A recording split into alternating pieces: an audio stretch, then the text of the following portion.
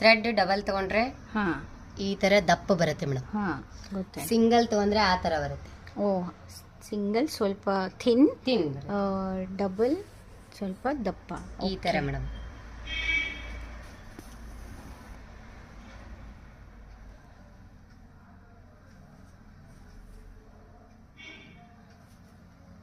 ಇದು ಒಂದು ಗಂಟೆ. ಗಂಟೆನಿಕೆ ಅಂದ್ರೆ ಇದು ನಾಟ್ ಅಂತಿರಲ್ಲ ಮೇಡಮ್, ನಾವು ಹಾಂ ನಾಟ್ ತರ ಇದು ಈ ತರ ಮೇಡಮ್.